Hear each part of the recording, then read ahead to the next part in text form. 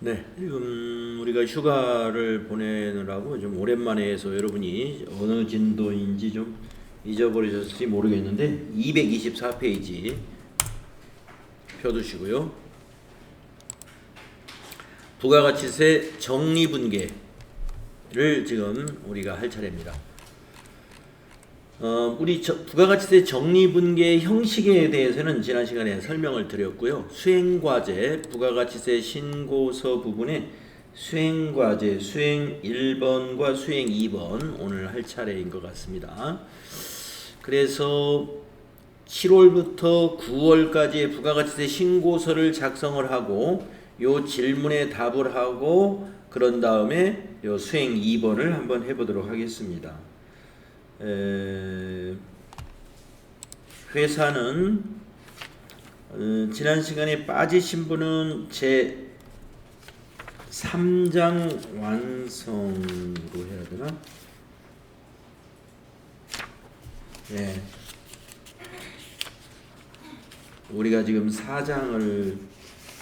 4장도 문제가 좀 많이 있었군요.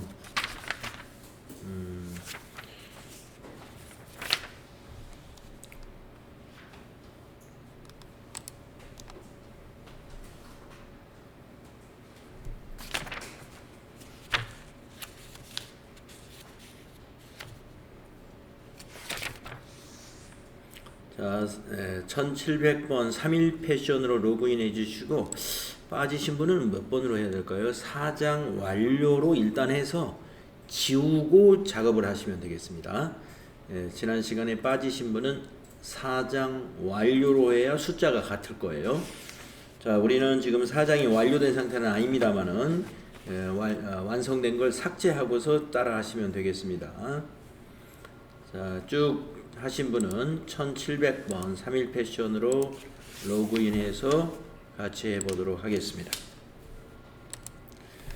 자, 수행과제 1번을 보시면은 7월부터 9월 2기 예정에 부가가치세 신고서 작성을 수행하여 질문에 답하시오. 1번 과세표준은 얼마인가? 한번 조회를 해보겠습니다. 전체 메뉴에서 부가가치세 신고서라는 메뉴를 클릭하시고 기간을 7월부터 9월로 입력을 합니다. 7월부터 9월로 입력을 하시고 정기신고에서 엔터 하면은 우리가 저장된 것이 있는 모양이에요. 불러오시겠습니까? 예 해서 불러내셔가지고 1번 과세표준은 얼마인가 이랬습니다. 자, 과세표준이 여기에 표시되죠. 과세표준 및 매출세액. 여기가 과세표준. 그 오른쪽 가번은 매출세액입니다. 그래서 과세표준은 얼마냐라고 물었으니까 합계금액 9번에 있는 금액의 합계 110,150,000이 답이 되겠습니다. 225페이지에 거기에 정답과 비교해 보시면 되겠습니다. 다음에 2번 부가가치세 매출세액은 얼마인가? 바로 매출세액이 그 과세표준 바로 옆에 있는 요거예요. 가번에 있는 거 11,015,000 매출세액은 이것과 이것이 같습니다. 그래서 우리가 여러분이 답안을 작성할 때는요, 시험 보실 때 이건 클릭이 안 돼요. 그래서 여기 클릭이 되는 여기 셀을 클릭하시고 답안 작성하실 때 여기를 클릭한 다음에 컨트롤 C 그리고 답안 작성하는 곳을 딱 클릭한 다음에 컨트롤 V 이렇게 하면은 더 쉽죠. 그러니까 매출세액을 얼마냐라고 묻는 질문에서는 이것을 물어본 거지만 이것은 복사가 안 되니까 복사하실 때 여기에서 복사해 가지고 붙여 넣으면 여러분이 답안 작성하실 때 빠르겠죠. 다음에 3번 공제 가능한 부가가치세 매입세액은 얼마인가? 공제 가능한 매입세액이다. 자, 매입세액란이 지금 이 부분이 매입세액이죠. 거기에 차감계가 공제 가능한 매입세액이 되겠습니다. 세액이니까 세액란에 나번을 보시면 돼요. 5,480,000입니다. 이것도 만약에 답안 작성하실 때 이것도 클릭이 안 되거든요. 그래서 공제 가능한 매입세액은 이것과 같아요. 상단에 있는 매입세. 그래서 이것은 복사가 돼요. 마우스 클릭이 되니까 그 셀을 클릭하시고 컨트롤 C 해가지고 답안을 작성하는 곳에다 놓고서 컨트롤 V 하면 되겠습니다. 다음은 4번 문제. 부가가치세 차가감 납부세액은 얼마인가? 자, 납부세액은 얼마인가? 부가가치세 차가감 납부세액을 보여주는 자리는 바로 여기가 되겠습니다. 차가감 납부할 세액이라고 되어 있죠. 여기에 있는 이 숫자인데 27번에 있는 숫자, 이것도 클릭이 안 되죠. 그래서 답안 작성하실 때는 여러분이 여기가 여기 27번에 있는 이 숫자하고 항상 같아요. 차감세라고 되어 있죠. 차감세를 클릭을 해서 컨트롤 C, 컨트롤 V 해주시면 됩니다. 5,535,000이 되겠습니다. 자, 그 다음에 5번 문제. 공제받지 못할 매입세액은 얼마인가? 이렇게 물었죠. 공제받지 못할 매입세액은 매입세액 안에 있어요. 여기가 매입세액이지 않습니까? 그 안에 공제받지 못할 매입세액이 따로 여기 집계가 된다고 그랬죠. 공급가액 금액 말고 그 옆에 있는 요거죠. 2,535,000입니다. 2,535,000. 이건 클릭되죠. 컨트롤 C, 컨트롤 V 하시면 되고. 다음에 6번. 고정자산 관련 매입 세금 계산서 매입세액은 얼마인가? 이랬습니다. 자, 고정자산 매입 여기 나오죠. 세금 계산서 수취분 안에 고정자산 매입이라고 여기 11번에 있습니다. 거기에 매입세액은 세액란에 있는 이 숫자가 되겠습니다. 2,620,000 이건 복사되죠? 컨트롤 C, 컨트롤 V 하시면 되겠습니다.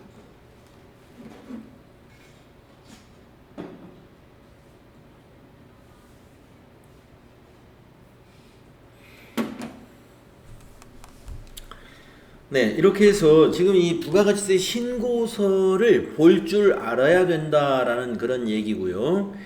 그 다음에 이제 이 가장 여기서 또 우리가 시험에 나올 아주 빈번하게 나오는 게 뭐냐면은 이것을 이제 정리분계를 해야 되는데, 이걸 가지고 정리분계할 때는 이 과세기간의 종료일 9월 30일자 일반전표에다가 어떻게 정리를 하시느냐 하면은 여기 매출세액이 있죠. 이 매출세액은 거기 우리 224페이지 위에 보면 표가 있었잖아요. 납부할 세액이 있는 경우에 정리분계 분계 내용을 말하는 건데, 여기 매출세액이 뭐냐면 부가세 예수금이에요. 이게 부가세 예수금. 그리고 여기 매입세액이 있죠. 요게 부가세 대급금이에요. 우리가 매입매출전표 입력할 때 매입세액을 부가세 대급금이라는 자산으로 처리했었고, 매출세액은 부가세 예수금이라는 부채로 정리했다는 걸 우리가 기억할 수 있죠. 그리고 차감세, 이게 납부할 세액이거든요. 납부할 세액은 미지급 세금이에요. 이거 부채로 인식합니다. 9월 30일 날 납부하는 것이 아니고 10월 25일 날 납부를 하기 때문에 9월 30일 현재 정리분계할 때는 미지급 세금이라는 부채로 인식해 주는 거예요. 그래서 이것을 정리분계하기 위해서는 여기에 개정 과목을 뭘로 할 것인지를 아셔야 됩니다. 매출세액은 부가세 예수금, 매입세액은 부가세 대급금. 이건 우리가 매입매출전표 입력할 때 이미 했던 것이란 말이에요. 정리를 하는 것이기 때문에 이 부가세 예수금을 그동안 매입매출전표 입력할 때는 부채의 증가로서 대변에 입력을 했어요. 그런데 정리분계를 하니까 이제 이것을 차변에 입력할 거고, 부가세 대급금은 매입매출전표 입력할 때 자산의 증가로서 차변에다가 그동안 정리를 했었습니다. 그런데 이제 부가세 정리할 때는 반대인 대변에다 정리해야 돼. 차대변이 서로 바뀌게 돼요. 그리고 미지급 세금은 이번에 발생하는 부채 증가이기 때문에 부채 증가는 대변. 그래서 차변의 부가세 예수금, 대변의 부가세 대급금, 미지급 세금이 됐다. 여러분 224페이지 위에 있는 표에 납부세액인 경우에 정리분계를 보시면 그런 형식을 가지고 있죠. 차변의 부가세 예수금 XXX, 대변의 부가세 대급금 XXX, 미지급 세금이 XXX다. 이렇게 정리를 하시면 돼요. 그래서 수행 2번의 1번 문제를 지금 해보겠습니다. 수행 2번의 1번 문제는 뭐냐? 9월 30일 제2기 애정 부가가치세 관련 개정에 대한 정리 회계 처리를 수행하시오. 단 거래처 코드는 4200번 용산세무서로 등록한 후 거래처 코드를 설정할 것 이랬네요. 자, 용산세무서 거래처를 미리 등록을 해볼까요? 전체 메뉴에 가셔가지고 거래처 등록. 네, 용산세무서 밑에다 하나 등록하겠습니다. 네, 11번 11번째 줄에다가 4002 거래처는 용산세무서.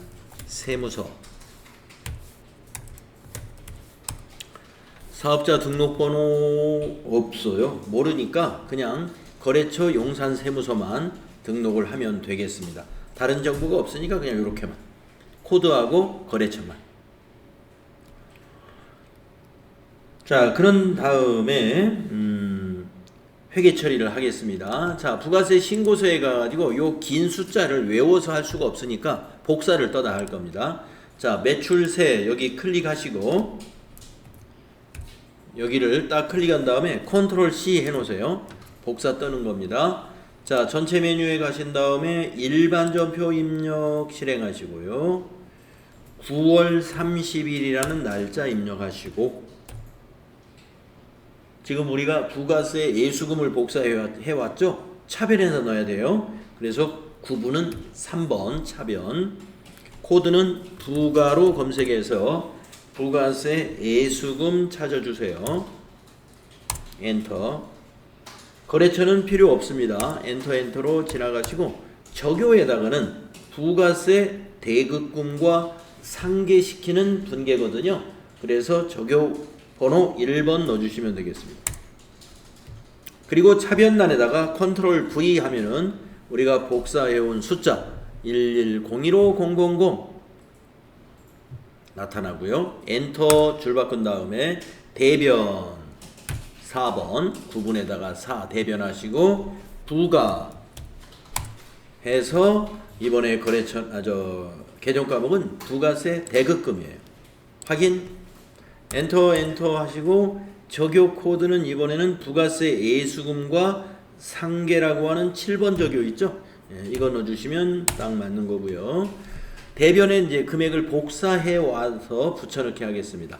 자, 부가세 신고서 탭을 클릭하시고 매입세 여기 세를 클릭한 다음에 컨트롤 C. 그런 다음에 일반 전표 입력 와가지고 대변을 클릭하고 컨트롤 V. 그리고 엔터 하시면 되겠습니다. 그러면 지금 여기 딱 553만 5천 원이 차액으로 나타나 있잖아요. 요게 납부할 세액이거든요. 그래서 대변에 4번 대변 미지로 검색합니다. 미지로 검색해가지고 미지급 금이 아니고 미지급 세금입니다. 미지급 세금 261. 거래처는 아까 용산세무서 등록했어요. 거래처 코드에다가 용산 입력하시면 4200번. 4002번. 적요는 부가세의 미지급 계상이라는 8번 적요 쓰면 되겠습니다. 그런 다음에 요 밑에 있는 요 숫자를 그대로 입력하셔도 되고 요 부가세 신고서에 가서 복사에다 붙여 넣어도 되고요. 여러분 편할 대로 하시면 돼요.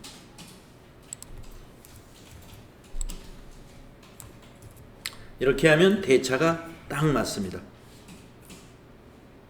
차변과 대변의 합계가 딱 일치하게 되죠.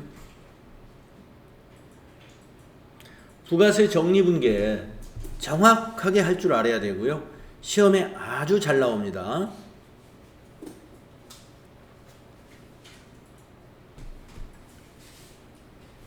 어렵지 않아요. 요령을 여러분이 알고 계시면 어려운 작업이 아닙니다. 자, 다음은 2번 해보겠습니다. 자, 9월 30일 날 부가세를 이렇게 정리해 놓았고 2번 문제는 무슨 문제냐? 부가세를 납부했다는 거예요.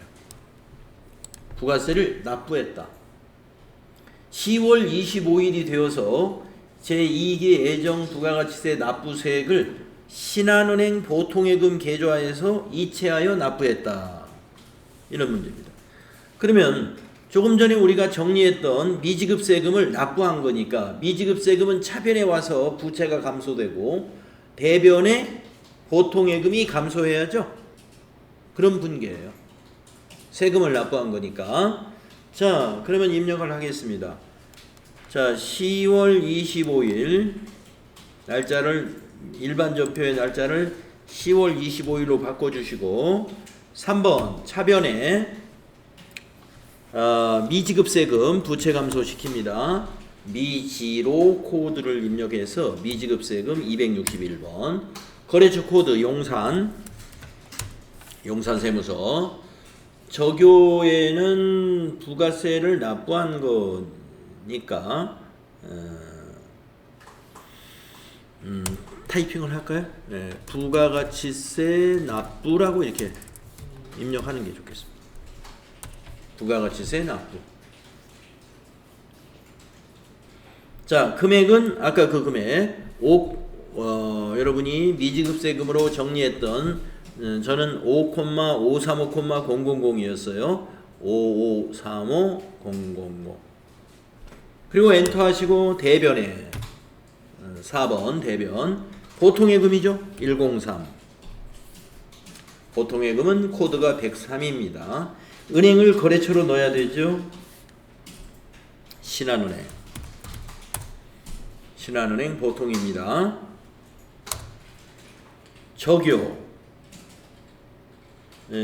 저교는 부가세 납부니까요. 엔터로 지나가시면 되겠습니다. 그리고 똑같은 금액 5,535,000이 됩니다.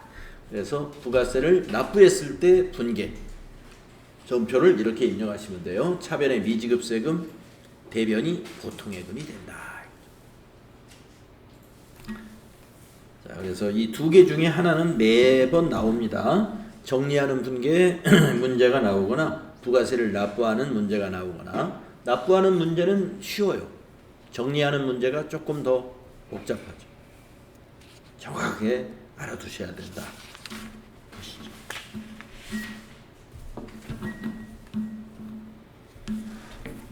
자, 그러면 227페이지로 가서 출제 예상 평가 문제 어떤 평가 문제들이 나오는지 메인 매출 전표를 입력하고 나서 이런 평가 문제를 출제할 수가 있습니다. 자, 227페이지 1번부터 한번 같이 해봅시다. 세금계산서 합계표를 조회해서 제2기 부가가치세 예정신고 시 전자로 발행된 매출 전자세금계산서 공급가액의 합계는 얼마인가? 굉장히 복잡하게 물어보죠. 네, 여러분이 세금계산서 합계표를 조회해가지고 이것을 답을 기입하시면 됩니다. 한번 해볼까요?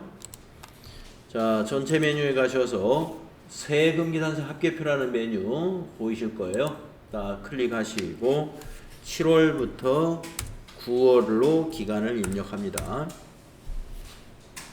2기 예정신고다. 그러면 7월부터 9월이라는 거 여러분이 알아야 되고 전자로 발행된 매출 전자세금계산서의 공급가액의 합계다. 이렇게 질문했어요. 자, 매출 세금계산서 전자 공급가액의 합계 110,000,000이 답입니다. 다음에 2번을 해보겠습니다. 계산서 합계표 조회 제2기 부가가치세 예정신고 시 전자로 발행된 매출계산서의 매수는 몇 매냐. 이건 세금계산서니까 계산서 합계표를 또 다시 가야 되죠. 자, 전체 메뉴 누르셔가지고 계산서 합계표 여기서 클릭하시고 기간은 7월부터 9월 정기에서 엔터. 자, 매출계산서죠. 매출계산서 매수 전자 매수를 물어봤어요. 1이죠. 1. 다음은 3번 매입 매출장 조회. 제2기 부가가치세 예정신고와 관련된 매입 매출장의 54 불공매입의 불공사유별 공급가의 금액을 각각 얼마인가 금액이 얼마인가 이거죠. 자, 그러면 매입 매출장 조회해야죠. 전체 메뉴 가셔가지고 매입 매출장은 여기에 있습니다. 자, 매입 매출장을 클릭하셔가지고 2기 예정이니까 7월부터 9월로 입력하시고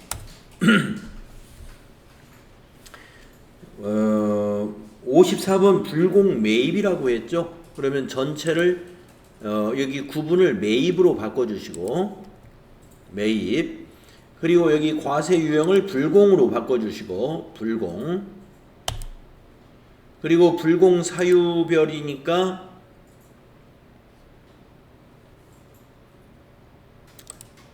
전체를 그냥 보면 되죠. 예. 뭐 전체를 보면 두 개가 다 나올 것 같아요. 엔터를 쳐보면 불공 사유별로 자, 첫 번째 거 금액이 얼마냐 그랬는데 금액이 35만원. 이거는 불공 사유가 저 오른쪽 끝에 보면 나오나요?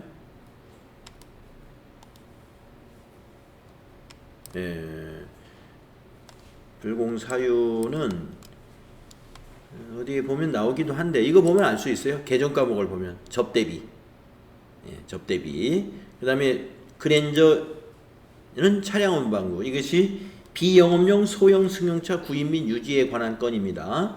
요 건이. 그래서 이제 불공 사유별로 보는 방법은 이걸 클릭해서 비영업용 소 03하고 엔터 치면은 그것만 딱 나와요. 그래서 공급가액이 얼마냐면 2,500만원 이렇게 하셔도 되는데 아까 우리는 전체를 그냥 봤기 때문에 두 가지가 다 보이는 거예요. 이 그랜저 2,500만원이 바로 03에 해당되는 사유에 해당되는 공급가액이고 접대비 관련된 거는 그 위에 있는 35만원입니다. 그래서 2번에는 답이 35만원, 1번은 2,500만원이 답이 되죠. 거기다가 답을 기입하시면 돼요. 다음은 4번 문제 해보겠습니다. 계정별 원장을 조회하라. 9월 말 부가가치세 대급금의 잔액은 얼마일까요? 이건 안 해봐도 0입니다. 0. 왜 그러냐면 조금 전에 우리가 부가세 대급금을 전부 다 정리해 버렸어요. 9월 말로 정리했으니까 제로가 되어야 돼요. 그러면 한번 제로가 되어 있는지 조회를 한번 해보도록 하겠습니다. 계정별 원장을 가서 부가세 대급금을 조회해 보겠습니다. 자, 전체 메뉴에 가시면 계정별 원장이 어디 있느냐? 여기에 있습니다. 계정별 원장. 앞에 날짜에서는 그냥 엔터로 지나가시고 뒤에 날짜를 9월 말일로 입력합니다. 9하고 엔터 치면 9월 말일이 입력될 거예요. 계정 과목은 부가세 대급금이니까 물음표 단추를 눌러서 대급으로 검색을 해서 부가세 대급금 135번, 뒤에도 135번, 그리고 금액은 전체에서 엔터 하시게 되면 여기 왼쪽에 부가세 대급금 보이고요. 9월 말일이 여기죠. 잔액란을 보시게 되면 잔액란이 비어 있지 않습니까? 9월 말 잔액란이 0이니까 비어 있는 겁니다. 예, 왜 그러냐면 여기 548만 원을 9월 30일 날 대변에다 기입해 버렸잖아요. 예, 그러니까 잔액이 0이 되죠. 그래서 답은 0원이다. 다음에 5번 문제 재무상태표 조회. 9월 말 용산세무서의 미지급 세금의 잔액은 얼마인가? 이것도 0원이죠. 왜냐하면 미지급 세금 10월 0원이 아니겠네요. 왜냐하면 9월 말이니까 세금은 10월 달에 납부했기 때문에 미지급 세금이 아까 우리가 미지급 세금 처리했던 거 그 금액만큼 있게 됩니다. 자, 그런데 이건 사실은 그냥 이렇게 물어야 돼요. 재무상태표 9월 말 미지급 세금 잔액은 얼마냐 이렇게 물어봐야지. 재무상태표에는 거래처는 알 수가 없어요. 네, 한번 가서 보겠습니다. 재무상태표 전체 메뉴에 결산안에 있습니다. 여기에 자 재무상태표 클릭하시고 9하고 엔터 칩니다. 자 조회가 되죠. 미지급 세금이라는 건 유동부채에 해당되니까 유동부채 쪽으로 내려가 보세요. 미지급 세금이 이 금액 나와 있잖아요. 예. 5,535,000 이걸 10월 말로 조회하면 미지급 세금이 있을까요? 없겠죠. 0원이겠죠. 한번 조회해 볼까요? 10월 달로 조회해서 보면은 미지급 세금 유동부채 미지급 세금은 아예 계정 과목이 안 나타나 있죠. 잔액이 없으니까 보이지 않는 것입니다. 10월 25일 날 납부했습니다. 자, 그래서 평가 문제 이런 식으로 출제가 되니까요. 답을 빨리 찾아서 답을 기입하시면 득점하게 되는 것입니다. 자, 이렇게 해서 우리가 메인 매출 전표 입력과 부가가치세 정리 회계 처리까지를 공부했습니다. 그래서 메인 매출 전표 입력 연습을 다 마쳤습니다.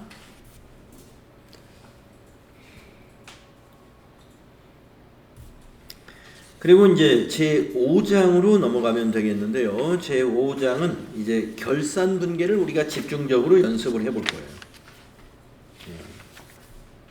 결산 분계. 시험에서 결산 문제는 2문제 정도가 나올 텐데요. 문제 수는 많지는 않지만 중요한 부분입니다. 그래서 여러분이 충분히 좀 공부를 해줄 필요가 있습니다. 자, 231페이지 필요 지식을 한번 보도록 하겠습니다. 231쪽입니다.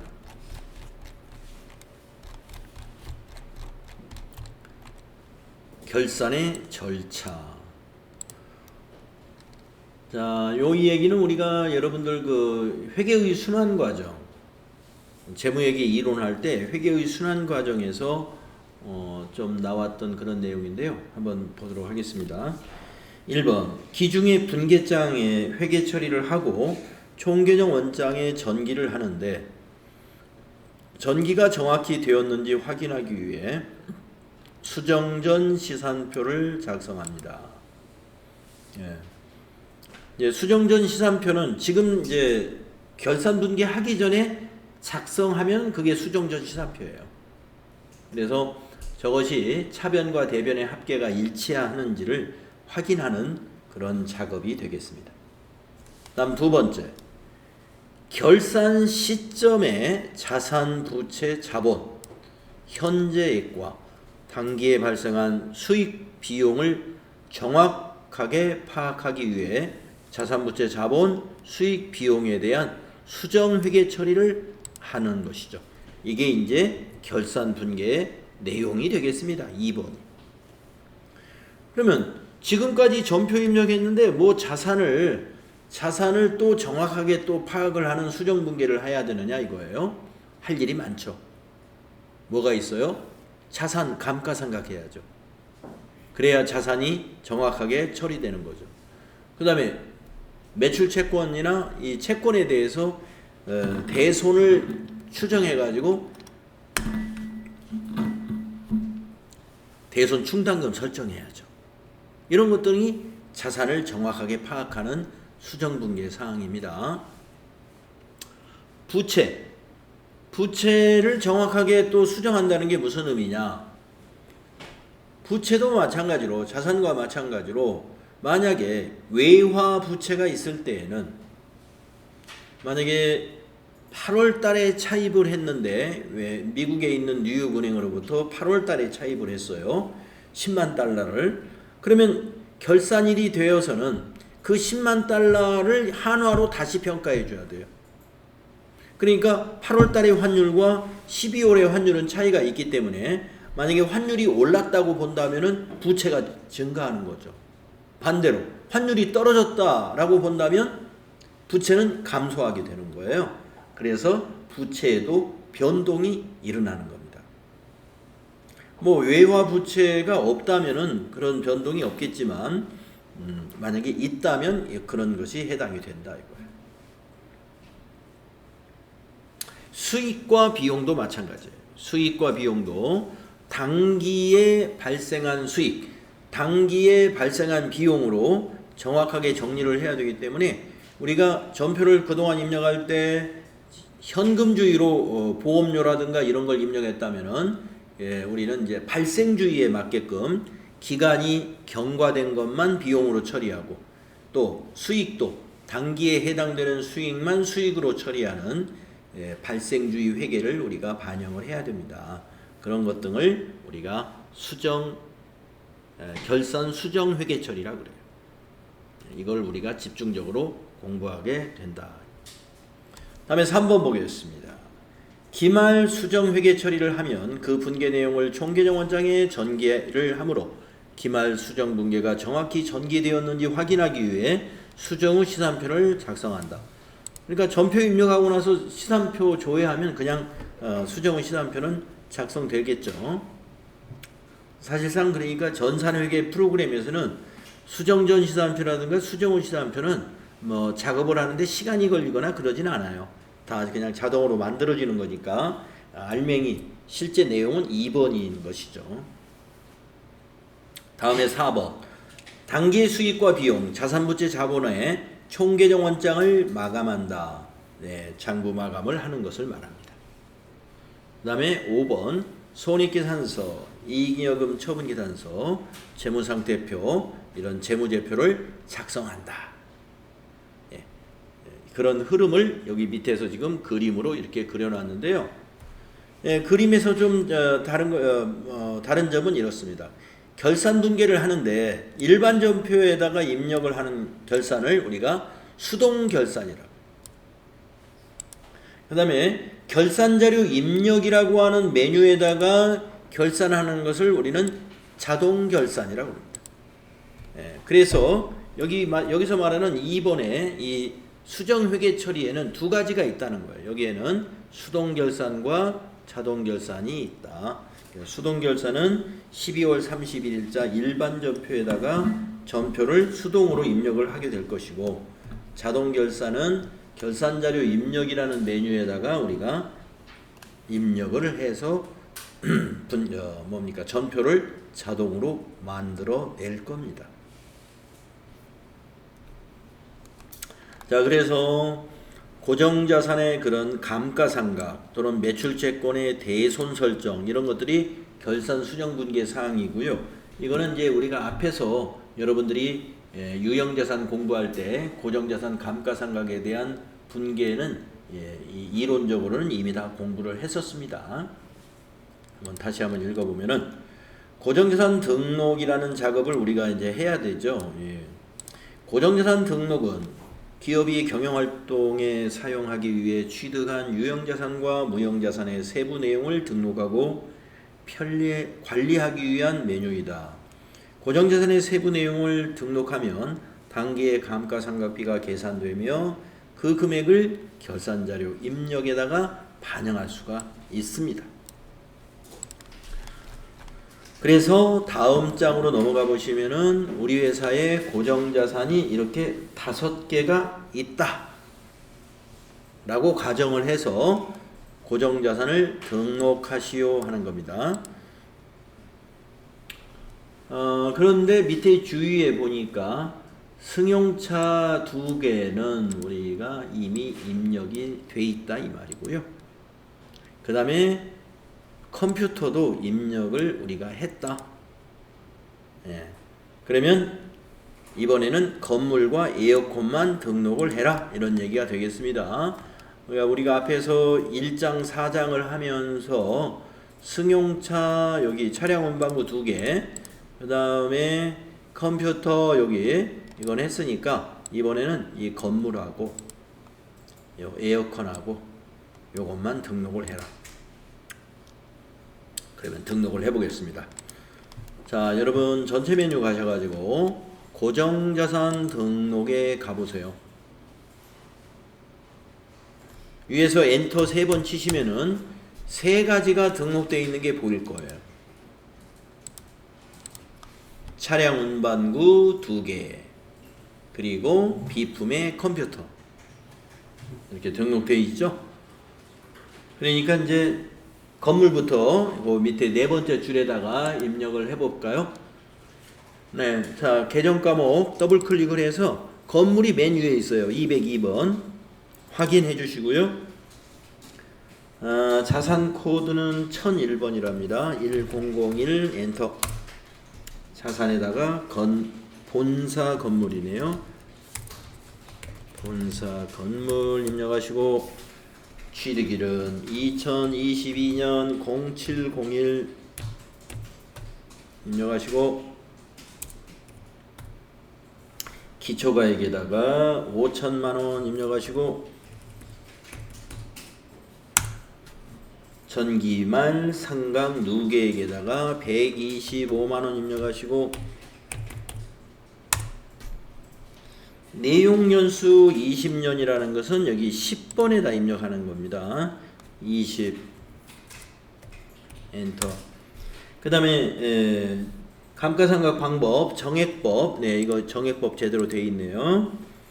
사용부서가 본사다라는 말은 이게 경비 구분 때문에 써놓은 겁니다. 본사이기 때문에 판매관리비로 처리해야 되죠. 경비 구분이 800번대가 판매관리비예요. 이거 그대로 두시면 됩니다. 그러면 여기 20번에 감가상각비가 계산됐어요. 250만 원이다. 네.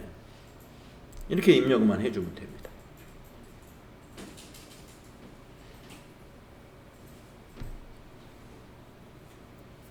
다음에 이제 에어컨 등록을 하겠습니다. 자, 5번째 줄로 내려와 가지고요. 계정 과목 더블 클릭을 해서 이번에는 비품이니까 212번 비품 확인해 주시고요. 코드가 3001이네요. 3001 자산은 에어컨이라고 쓰시고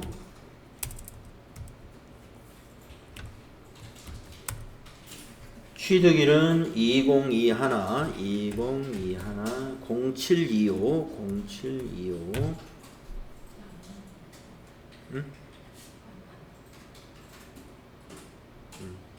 기초가액에다가 2432000 전기말 상각 누계액에다가 160만원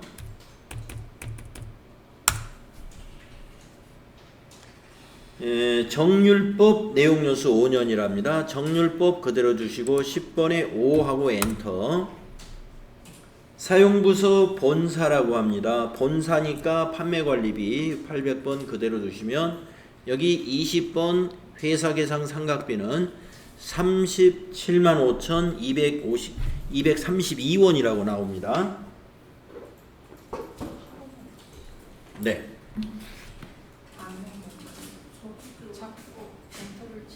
네. 컴퓨터가 너무 코드를 입력하면 3001 3002가 되네. 아니 컴퓨터란으로 자동으로 왜 그러지? 3001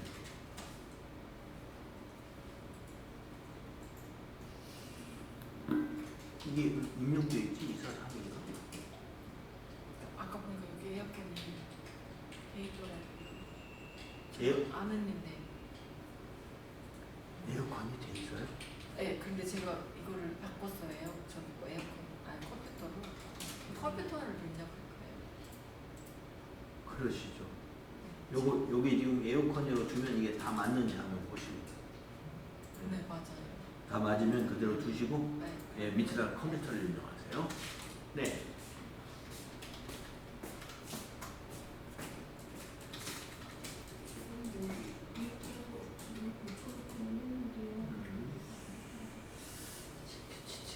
에어컨 여기 전기말 상각 누계획을 입력 안 하셨다. 160만 원.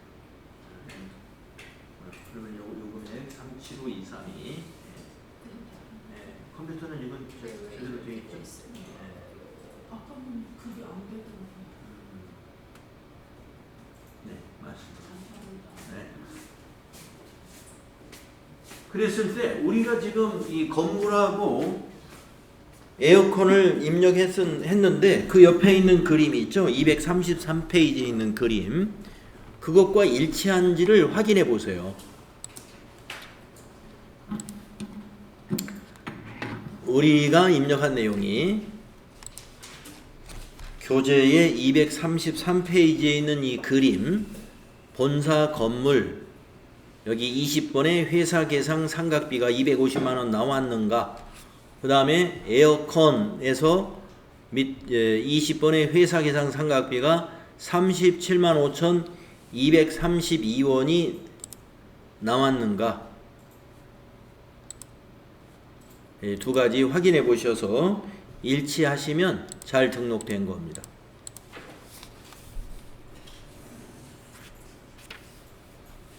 잘 따라 하셨나요?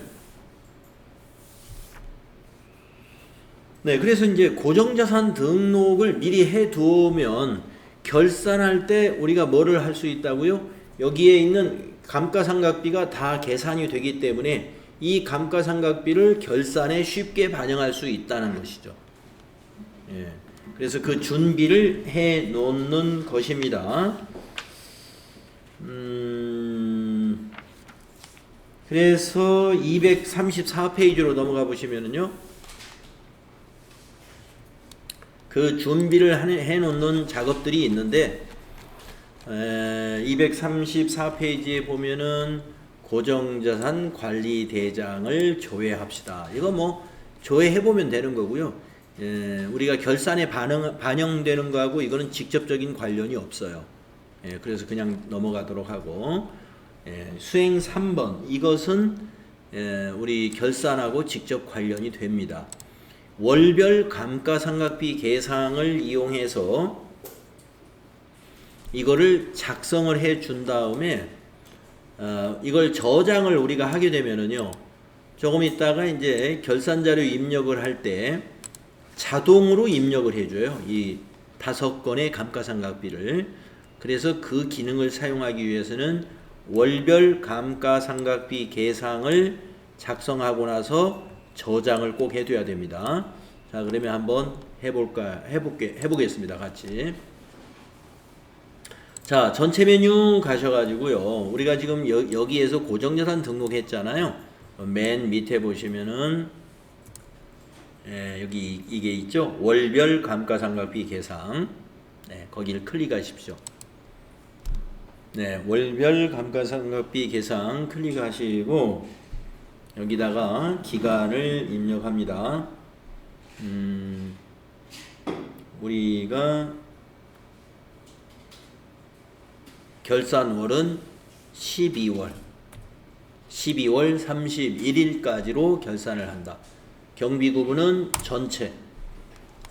전체에서 엔터 하시면 건물에 대한 거, 그 다음에 차량 운반구에 대한 내용, 비품에 대한 내용, 계정 과목으로는 3가지고요. 고정자산 건수로는 5가지입니다.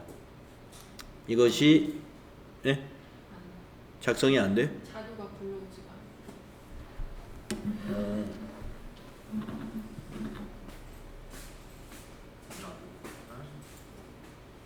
12월 엔터. 저장된 데이터를 불러오시겠습니까? 아니면 새로 작성. 요거 이제 그 완료된 걸 가지고 했기 때문에 그럽니다. 네, 완료된 걸 가지고 해서. 그러니까 이제 우리가 작성한 게 아니라 지금 이미 완료된 걸 가지고 하니까, 네. 자, 새로 작성을 했습니다. 새로 작성을 했으니까요. 그러면 이제 이걸 저장을 해두면 돼요. 자, 어떻게 저장을 하냐면 이 탭 월별 감가상각이라는 요 탭을 닫아보세요. 닫으면 데이터를 저장하시겠습니까? 이렇게 물어보거든요. 예 해주시면 돼요. 네, 그러면 이제 나중에 결산자료 입력할 때 이 자료를 이용하게 될 겁니다. 자, 지금 열려 있는 것을 좀 지저분해서 다 좀 깨끗이 닫았습니다. 그래서 결산을 하기 위한 그 고정자산 등록과 월별 감가상각비 계산을 일단 했고요.